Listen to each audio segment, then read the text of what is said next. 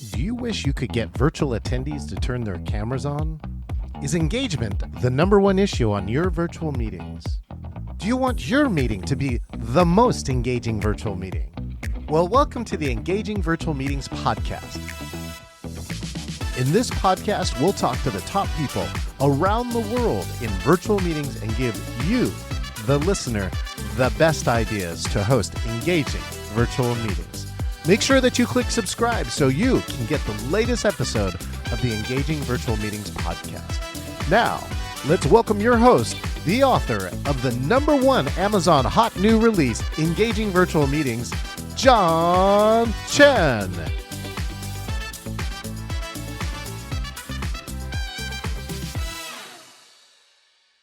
Hey, this is John Chen. You are here with the Engaging Virtual Meeting podcast. Hey, if you're watching us online, make sure and subscribe, share, like, or comment. You make a comment here on the live show, we might actually give you a shout out. Wouldn't you like that? And if you want all the episodes here for Engaging Virtual Meetings podcast, go to engagingvirtualmeetings.online and get all the episodes plus a new episode every Wednesday. We just crossed over like 2,000 downloads. Thank you, everyone who has been checking out the podcast. And the cool part is watching the curve. It's like starting to accelerate now. Hey, if you don't already have a free ticket to the Engaging Conference, it'll be the last week of August. Go to engagingvirtualmeetings.com/con. Get a free ticket so you can watch it either on YouTube or better yet, get a paid ticket and get inside of one of the events or show up live and get 4-camera video for the first 50 people who sign up. Now, my guest today is a very special guest. The best part is we have been secretly meeting by not meeting, by being in the same proximity of each other. The names have been passing around in each of our spheres, but we haven't really met until now. And the best part about this, good, I'm making my guests laugh. And the best part about this is that we just pre-show met for like 15 minutes, and this is like, you know, the sister from another mister, right? So, all right, here we go. This guest, she's an empowering changemaker, Emcee, Chief Experience Officer, love that job title every day, at DMP Creative LLC. This firm is committed to transforming events into catalysts for growth and impact. She has the Spark method, which I'm going to figure out. It's very close maybe to my Engaged method. And she is an amazing person involved in both the MPI, meaning Professional International World, and the National Speakers Association world. She has her CMP, a Certified Meeting Professional, and a CED, which I'm not sure it is, but it doesn't matter. It's important. Make sure and say hello to our guest, Devon Montgomery Pasha. Oh, I like the epic walk-in music. I'm putting my crown on a little straighter. Oh yeah, here's the other one. Here's the funky walk-on music. This one I think is more you. Oh yeah! I can't go back any further. Like my headphones were like, that's as far as you could go. No more dipping. Well, we'll fix that. We'll help you get wireless headphones so Devon could be the real Devon. Yes, I was like, I'm restricted by technology. Yeah, so Devon, this is actually one of the secrets here in the studio, right? Is that we can do this. Like we can actually walk around. Oh, that's not fair. That's right. I'm like, how far could I go? I'm like, okay, this is the end of my tech limits. Right now, Devon right has actually never seen this camera too. So Devon, let me I'm trying not to steal your thunder, but I think you will love this. Ready? 3, 2, 1. Oh, hush. So yes, you can actually see here, like, yeah, there she is above here. Yeah, this is a setup here for the Engaging Virtual Meetings podcast. So, you know, it's the humble home studio. Got it off Amazon. That's about 90% true. That's about 90%. Just shows that you can make cool stuff without having to like pay necessarily all the professional stuff, and you know all the professional stuff. So let's just. Let's do this, right? Because we have so much to share. Again, she's going to share an experience for those who have not been to PCMA. We're at the Professional Convention Management Association. She just returned from there and has some stories. But before we start, Devon, let's do this. For my friends who don't know you, take a moment to introduce yourself, who you are, and what you do. Well, hi everyone, and John, thank you so much. I know we've been in each other's orbit, but this is the first time we've gotten to collide in supernova and see what happens. So everyone, I am Devon Montgomery Pasha, again, certified meeting professional and CED or certified event designer. I've been in the events industry for over 20 years now, which is hard because it makes you feel like really seasoned, but also like I think I'm old now. Which we'll talk about with PCMA in just a second. That's a story. It's going to go somewhere. I am originally a Philly girl, West Philadelphia, born and raised. That is not a lie. Will Smith and I would have gone to the same high school if I hadn't gone to a regional school. Live in South Texas right now with my co-parent, dog, and my beautiful daughter who's about to turn 7 any minute, which also makes me feel old. I've been a proud member of the events industry, what I feel like is for my whole life. I feel like I was born into it. I got genetically engineered to be in it. And now my favorite thing to do is to utilize my skills as a meeting professional, as an event designer, to bring strategy, love, and effectiveness. The way I like to boil it down is, people say MC or speaker or host, and that can mean a lot of things. But when you really boil it down, I'm an engagement engineer. My job is to understand how all the pieces go together and to be utilized as a tool to create engagement backstage and on stage. So engagement engineer, MC, chief experience officer, and delighted to be a member of I think the best industry in the world, John. Best industry of the world. You already hit all my heartstrings there, right? As an engagement engineer, and I really feel, yeah, I feel that we're also time architects because we were just Mm, talking about. Devin was recently getting a chance to oversee like a conference and trying to balance a conference with all its elements, like one-on-ones, right? Big keynotes, breakouts, right? Networking, musical performances, entertainment, and balancing all those into the right mix is really important. It's like chef shows, right? Like if yeah. a meal's not balanced, it doesn't taste right. And when a conference is not balanced, you're either exhausted or bored or something else, Or right? something in between, right? And it's always trying to find that sweet spot. But to find that sweet spot for 8,000 people who have completely different wants and needs. And that's the key too. It's if you Hmm. really hit the inclusionary part, you have to get wildly different people. From Yeah. let's just pretend like there are some dimensions, like introvert extrovert is one dimension, and Hmm. you have to find let people find their own place in a conference, especially if they've never been there too. Like their first time Yes. experience is something that's really important, right? Absolutely. And to be fair, this was actually my first PCMA convening leader. So I went in as a bit of a newbie. I've been to IMEX a few times, MPI, World Education Congress. And so I've had, a lot of different perspectives, but I was delighted to be able to speak at a facilitated training at PCMA CL in my almost backyard of Houston. It's about an hour flight away. And I have to say, Houston really pulled out all the stops.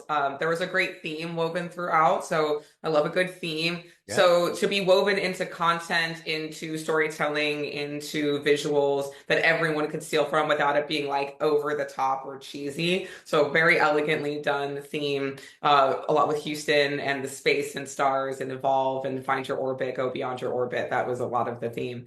Um, but yeah, it was really interesting to see what the show wants to be to its main attendee group and how they use the theme, how they plan their days, when and how they time certain things. It was really lovely. Also going as a speaker, but not as an exhibitor, to actually Yeah. have some autonomy to walk around, to connect, to Yeah. take meetings, to take meals, to take breaks. And again, I thought it was really beautifully done, and the quality and caliber of speakers was really beyond. Not to use the pun, but it was pretty impressive. Well, let's talk about that. There was a keynote speaker and a musical performance that rocked your world, and I would love Totally to rocked. share some of those factors that rocked you. Go ahead. So I was telling John I'm a newly minted 40-year-old, just turned 40 at the end of last year, and that was a really pivotal year for me. And I don't put a lot of stake in numbers. I mean, age is just a number. January 1st is just a day. But from something for me in the way I had been evolving over the past couple of years, my 40th birthday was pivotal for me in wanting to get into a new decade as authentically as possible. So 40 was a really nice sort of finishing of an evolution and starting a new one. And as a newly minted 40-year-old going to a conference, you want to balance education and joy. And on both ends of that spectrum, again, as a 40-year-old who came of age during the alternative rock generation, Brene Brown was one of the first keynote speakers. Yeah, I fangirled, and I like my friend and I were like first persons in line, as close as we could get. I had my a friend of mine said he had his Otter AI out the whole time to try to like get as much transcript, and I was as rapid fire texting to myself as I could in my notes app because every 30 seconds she just had these beautiful, beautiful nuggets of just the truth bombs and like that like were so obvious it needed to be said. And I laughed and I cried. I mean, she moved me to tears more than once. She is so raw and so real. From a personal perspective, I thought that there were some things that were very appropriate to me in my personal journey, but also for our industry. Say that again? Oh, John, I lost your audio. Oh, look at that. Even I There can you get go. caught on mute. 54,000 hours and practice later. Is that one of the things that I talk about engagement is the authenticity, right? So Oh, things that yeah, I think meeting professionals should now look at when they're choosing either speakers or presenters or whatever, is that now often authenticity trumps perfection. Do you know what I for mean? sure. Yeah, sure. And I will say the first opening speaker, so Scott Galloway was our very first opening keynote. He was keynote on Sunday night. And he goes, look, I curse a lot. That's how I talk. And he was like, I tell you the same thing I tell my freshmen. He's like, I'm going to come in, I'm going to give it to you real. And if you can't handle that, call your mommy to come pick you up because you're not ready for college. And I was like, yeah, dude, let's go. Let's go. Let's be real. Because this is how we talk, right? I'm going to be authentic. I'm going to talk to you. This is how I talk. This is a language that I use to be expressive. I don't do it to be rude, evocative, or like I don't mean to be offensive. It's just this is part of my vernacular. And Brene Brown said it much the same thing. She said, listen, guys, please don't film me. She's like, I know some of you are because you want to remember. It's like, but don't film me and don't post it. She's like, just don't post it because I want to be here and be real. Like, she's like, I'm a fifth generation Texan. I'm gonna come at you. I'm gonna drop some truth bombs. She's like, just don't post that because I don't want to feel like I have to be polished if for polished outgoing content when I'm just trying to be here with you. And Wow, I'm that's a like, cool thank speaker you. agreement. Yeah, that's Yeah, a like really that's cool like, speaker agreement. and it's not like we couldn't bring out our phones. It didn't say anywhere you can't record it, but she was like, just do me a favor. I know you want to remember a lot of what I'm saying, but like, just don't post it, please. Like, post a picture is fine, but this is for you, and I'm being here for you. So I do have a lot of video, but it was, my mom introduced me to Brene Brown. So of course, as a mom, there's like this generational thing, like, mom, I'm so cool. But also all my other friends in my age group, like we all also love her, and again, it's for different reasons and different parts of our journey. So Yeah. that was the first part, and I really felt very inspired and really just very privileged to have had that experience, and I took a lot from that. And again, like I said, I was moved to tears more than once. I'm a very emotional person. I'm very proud to be an emotional person. Mhm. And the fact that a keynote could move me was very real and very raw and very evocative. And I know you and I both agree that the more emotional Yeah. you can be, the more raw, the more real, that memory will be anchored harder, longer, stronger, and better for me than the most polished keynote in the world. If you don't make me feel anything, what could I possibly remember? So Yeah. that was, yeah. Well, I have a quote that's like Okay. that, and it says, my personal quote is, your emotions are like the GPS for your life. Yeah, And what I mean by that is that when you are happy or emotional like you were, it says, this is what I like and I want more of it in my life. Right. exactly. And if your emotions are angry or sad or disengaged or whatever it is, you're like, I don't No, need I that. don't, I want to go this way. I Yeah, want to I'm go a different out. direction, right? I'm Yeah. probably going to get up anyways too. I'm going to take action because I own my own experience. I'm going to get up and leave. So, that's Yeah. as an experience creator too. I do look for that. I actually look for speakers who can move me emotionally because if they can move me too, because I've seen like thousands, you too, right? You've seen Yeah. thousands of speakers, and when someone can do that and do it pretty predictably and reliably, but still, it's improv. Like she was saying things that she would not normally say because of the audience. Then Right. you have like that's a great experience. And to be able to say, and they also both had a way to say, like, this is my message. Like, I want to leave you with this. And I'm not going to answer that question, but I want to have a chance to say, like, this is what's important to me. And Yeah. I'm going to use this opportunity to share what's important to me. And Scott had said something. He's like, hey, listen, like, since the pandemic, I've donated most of my speaking fees because, like, I mean, he's like, I make plenty of money. And so when I get paid to speak, I donate it to charities that are important to him. And he's big on Oh, helping young men have lower suicide rates, be more engaged, be able to connect back with the world, to be able to take mentorship. He's like, to date, I've donated almost $18 million worth of. 18 million? Yeah, he said $18 Oh, million worth of money that he's been able to donate as a result of, like it values, it does, like, not that money isn't valuable to him, but what's valuable to him is being of service. yeah. And to get something from something that's just very natural to him, says, I'm going to use it to be of service, and that is the exchange that he finds value in. That's an amazing side hustle. Yeah. I also, speaking of which, of engaging people, I want to give a shout out to my good friend Artrell Williams. Artrell Williams is an amazing learning designer who specializes in gamification. He's watching on LinkedIn Live. Thank you for joining us. Now, Gamification. We can talk later. It's like, if that's not one of the best like post-pandemic buzzwords ever, and you're like, tell me more. It's like, we brought balloons. It's gamified. I'm not sorry. I'm not Arturo. I'm not taking away from your work, but it's great because gamification means joy. You're a joy engineer. You're sprinkling joy back into something that we don't bring joy to. So welcome and thank you for joining us live. Fun fact, Devon, I was one of the first to gamify, and for 4 years gamified WEC pre-pandemic. Ooh. So yeah, we were doing. I like John just keeps giving me his like merit badges of awesome. He was like, I was the first person to do this, and I earned this cool merit badge, and I gamified this, and like I was the first person to do breakdancing, and I'm like, I need a sash for you now so we can get all your merit badges. I'm a 17-year MPI member. We were the first to sign the code. The code is, the anti-sex trafficking. Yeah. Our Washington State chapter was the first MPI chapter to sign the code. So, we're allies. We're out here. We're trying to, save a good portion of that industry. So it is that sash, right? If that's a sash, I'll wear that one. I'll wear that one every single day. You know what? I think I just discovered your next WEC meeting thing, and now you can start trading them. Like 15 pieces of Flair meets Girl Scouts. And then it's like meets Disneyland, right? Have you ever been? Oh, meets Disney, meets Taylor Swift, and we're gonna like trade them, guys. I'm capturing. This is my idea. John and I, we came up with this. This is our idea now. It's gonna happen. But you'd asked another question about being evocative by two speakers. So that was sort of how it started my experience. I was able to give a fantastic training on something I'm very passionate about. It was a really great way to start my time off. Scott Galloway being real, and then to start our first full morning with Brene Brown really just put me in a beautiful space. And so the next 2 days were just a beautiful blur of wins and positivity and connections. And it ended with their closing receptions at Dicom Park, and the headline entertainment was Gwen Stefani. Love Gwen Stefani. Also, too, I was a punk rock fan and also in the ska, right? So yes. I was a fan of ska, and actually my college roommate is still playing in a ska band where one of their songs got on an MTV Big Brother video. There you go. I mean, like ska, like it was just such a vibe, right? Like alternative rock, that kind of like the horns, Clueless soundtrack. Like it was the music of a certain part of a generation, of which I was most of my transformative teenage years. Also, I think like Gwen, in a way, kind of starting that 90s, 2000s revolution of like power female frontliners.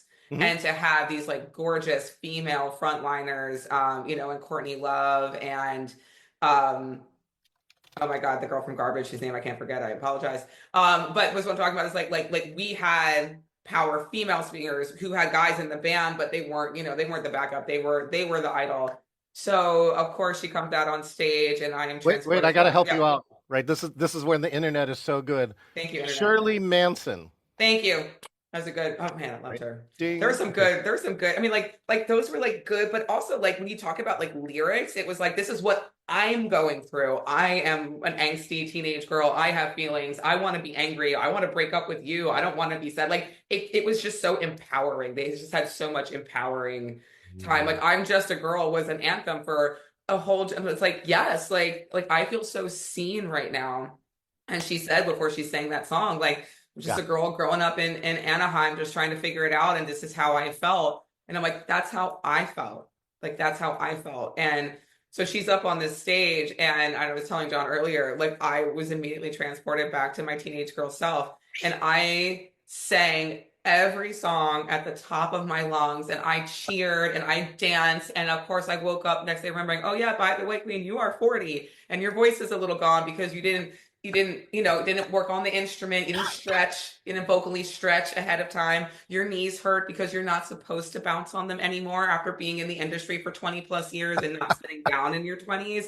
Yeah, your face is puffy because you didn't like moisturize and hydrate at the same time.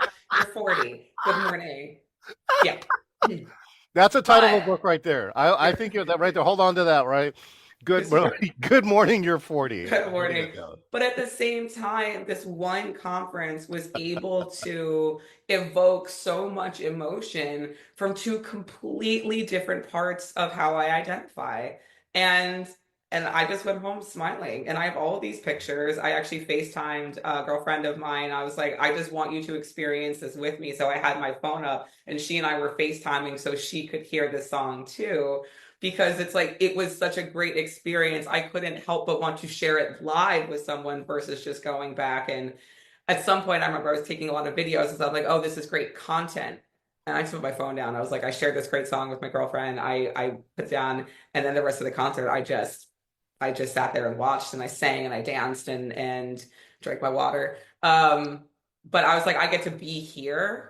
Yes. And at some point she turned around and she said, is it true that this is one of the largest international like connections of like meeting professionals in the world? And she was like, and you guys invited me? Like I get to be here with you?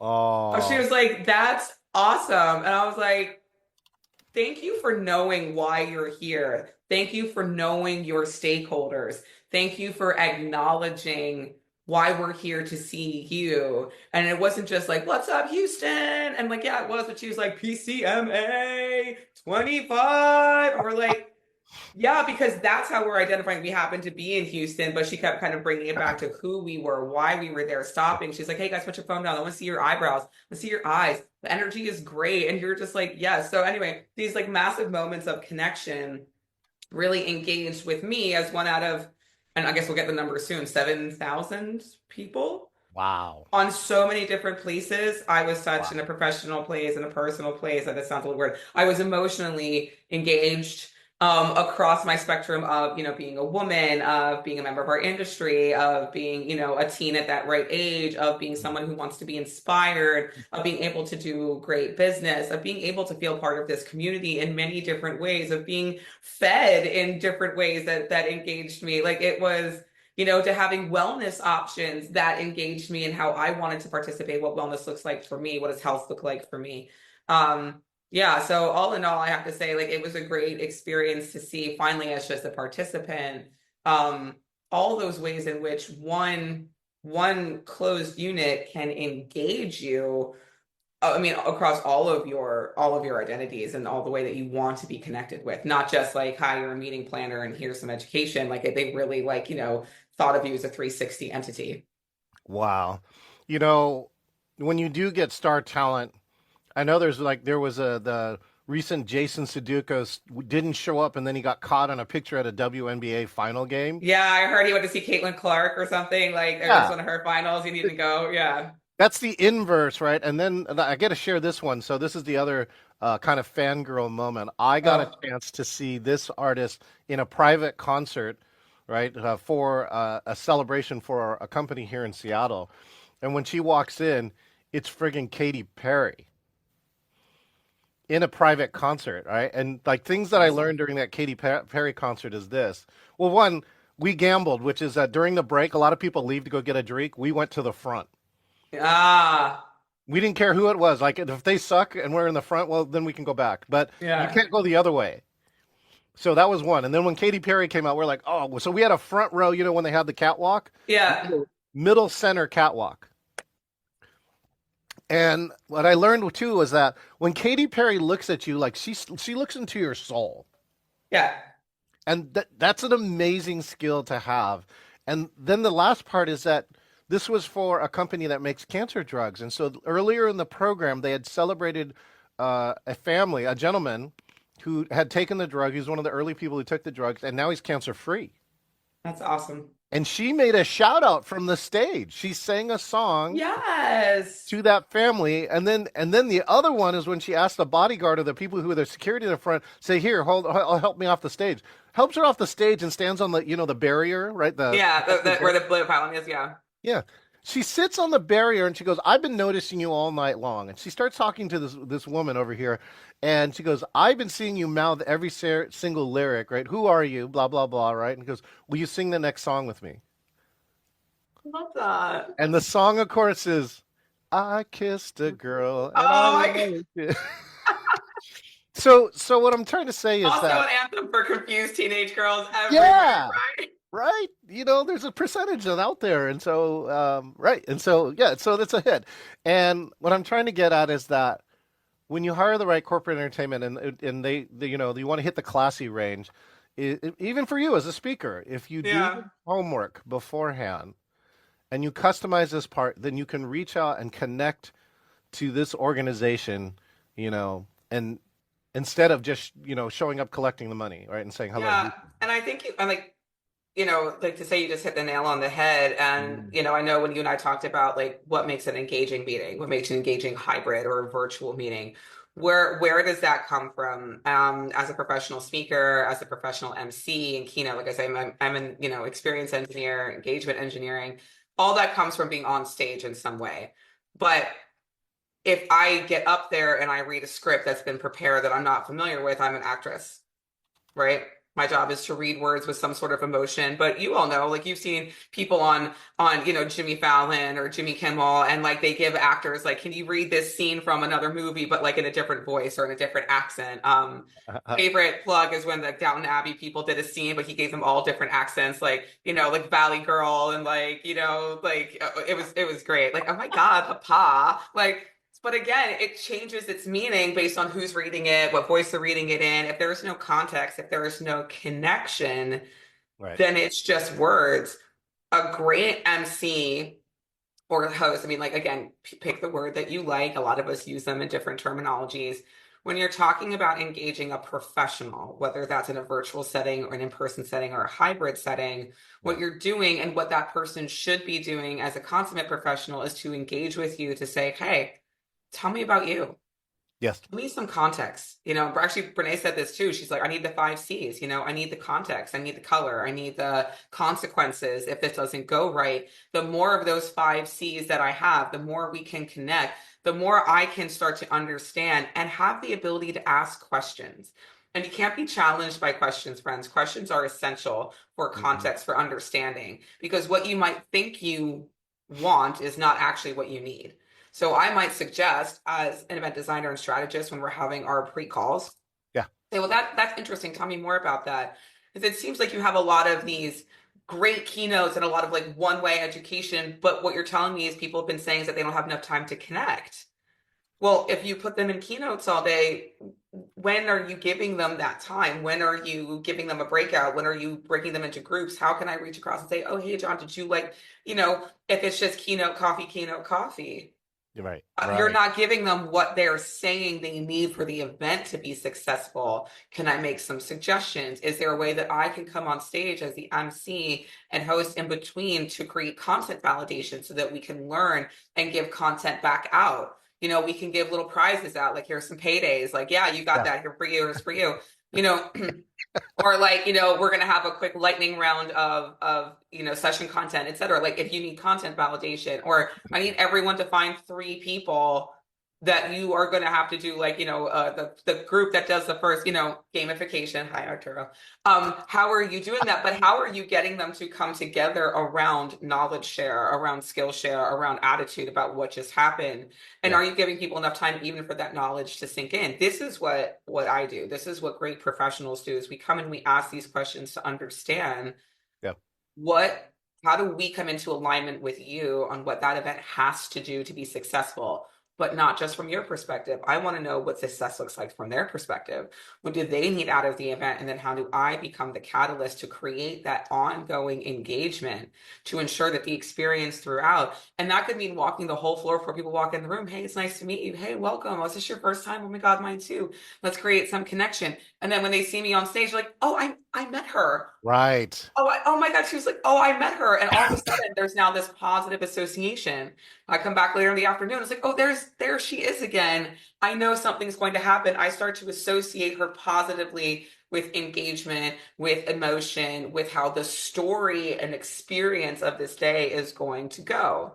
If I do roving reporting and like, catch you on like, hey John, can you come over here for a quick second? I'd love to ask you a question about your experience. We put a Right. mic on you really quick and we ask you some real deal questions. Yeah. If I go out later and I'm at the gala dinner and I'm like, thank you all, wasn't this a beautiful day? Did everyone see that? Oh my God, how funny is it when like that cat randomly ran across the stage? You become that storyteller that now we're all sharing a story together. And Yes. I can use that to continue to engage. And by the time we've gotten to the gala dinner, it's like, I'm just delighted to be here to celebrate these achievements. I'm delighted to be here to help continue to celebrate your goals, this person, how wonderful it is to do that. And having been woven throughout, what you start to see is someone who you associate with positivity, engagement, and connection. So the And key, that's where we come in. a lot of the keys I've been sharing with other speakers who want to be more engaging is that engagement starts way before you get on that stage. Hours and Way. hours, hours and Hours. hours. Could be Yeah, months if you want days, to do it. months, Yeah, yeah. months. And that's and the bigger the event, the more it should be. Like people should think when I get up on that stage that I'm the employee they just haven't met yet. Yeah, Like, right. oh, what department Exactly. was she in? Like, how does she know? Like what? Like it should be seamless. That's how integrated we should be. Oftentimes when we get asked questions like, well, why would I hire you? Like Bob from accounting. And I apologize to any Bobs in accounting. It is a very generic example. Bob from accounting, I'm sure you're an amazing human being, and I bet you are actually a pretty great MC. I apologize for a blanket reference. But I do hear oftentimes that so and so from so and so department, in my mind, it's Bob from accounting, might know that, but is he a professional? Does he know how to strategize? Does he know how to MacGyver a situation when things go wrong? What is he going to do when the mics go out? What is he going to do if there's a medical emergency in the room? What is he Right. going to do if the mics go out on stage but the virtual live stream is still going? The Like you improv. have to be able to put all of this expertise together. And Right. oftentimes when something hard is happening, you don't want to put someone who's actually on your payroll in harm's way of attitude harm. Right. um I heard a story recently that one of the speakers had like a tied on top and it had started to undo. And she was talking and kind of moving and didn't was aware that it was starting to go. And the event organizers are like in the back of the room and they didn't want to call attention to it, but wanted to rectify it. And the professional MC saw what was going on, got a lay of the land, and again, didn't want to draw attention to it so it was obvious, found the exact second when they went to video, walked on stage like intentionally and pulled the speaker aside and very subtly fixed up. But That's again, that's a pro. that's a skill. That's a pro. That's a That's pro. I had another person I was like, well, why would I pay you? Like, why is this a service? I'm like, the money that you're paying has nothing really to do with what we're saying on stage. Yeah. The money that you invest in a professional is the same reason why you'd invest in a professional caterer versus a home cook, and a professional AV versus a guy who got some cameras and watched a YouTube video. Not that he can't become a professional or she can't become a professional, but we've been trained, we have expertise, we have spent hundreds and hundreds of hours perfecting a craft. So you get 20 minutes of excellence Yeah. and have so much knowledge that we can problem solve on the fly. That's Yeah. what you're paying for. If we're the first person that your attendees see and Yes. communicate with and connect with, Yeah. Yeah. why are we oftentimes the last person to even think of hiring, or worse yet, don't even consider adding to the Rolodex of professionals that you feel are essential to have that event be successful? Well, one of the stats for hybrid meetings is that 80% of hybrid meetings do not have a virtual MC, and that is a mistake. It is a Artrell mistake. too wants to say, "Hey, great vibes, Devon. I just want to let you know that." All right, can you give me the Look at 2 minute? that. That's right. Can you give me the 2 minute Spark version? I would love to hear your Spark Okay. methodology in 2 minutes or less. That's the challenge. 2 minutes or less. So I've been trying to find a way to boil down that value that I talked about, and so what has become also a brand for me is people for some reason associate me with the color red. Whether that's for fierceness, for warmth, for power, for energy. I did a brand survey and they said red. So I wanted something that showed that warmth and that delight and that positivity and that ignition. So I came up with spark. So Spark for me is understanding how it breaks down to the work that I do. So Spark is about strategic vision, bringing strong focus and big picture and using my event strategy behind crafting experiences. It's about purposeful connections. John, I'm all about connections. So I want to forge relationships with audiences and clients. And how do I make those both purposeful and how do I join them together? Action. So about action-oriented design. I'm clearly not a shine, retire, and wallflower. So I want to act as that catalyst, like I said, to bring things together, to guide teams towards actionable steps, both for success of the event and guide attendees towards actionable steps for their own event success. Relationships and relationship amplifier. Again, shortest distance between two people is a story. I want to be a storyteller. So as a relationship amplifier, I enhance ROI by building rapport, creating that trust that we talked about, that visibility, that psychological safety, and fostering those genuine connections and kinetic energy. Clearly, I don't sit still. It's part of my brand, it's part of who I am. Sort of sparking that warmth and connection means being kinetic, means bringing some of that energy. And I like to infuse all of the events that I work on for clients with this energy. I said this is what you get every time. I never give anything less than my best. And being able to bring that energy and passion to light up the stages that I get to be on, virtual or in person. And then inspiring audiences to act. Where did you want them to go? What did you want them to learn? What skills did you want them to take away? Who did you want them to meet? And using that energy. So that is Spark. Oh my God, look at that. 13 seconds on the clock. All right, genius. Thank you. All right. Oh, yes. What I should be doing this part. Okay, here we go. Ready? Turn, turn, swish, swish, wave, wave. Oh no! Do you know the debutante wave? I got it. So it's elbow, elbow, wrist, wrist, touch your brooch, reach, touch your brooch, reach. Now y'all know the debutante wave. Okay, we're now to this portion of the program called Speed Round. Woo! So I'm going to ask you a bunch of questions. You have to answer them as fast as possible. Okay. And I'll make a bunch of funny noises while we do that. Are you ready, Devon? Totes ready. Totes my goats. Let's roll. Okay, here we go. What's the favorite theme for an event? Food related. Ooh. What's your favorite city, not yours, that you like to meet in? Seattle, Washington. Oh, no brainer. Who is one of your fangirl crushes you haven't talked about yet?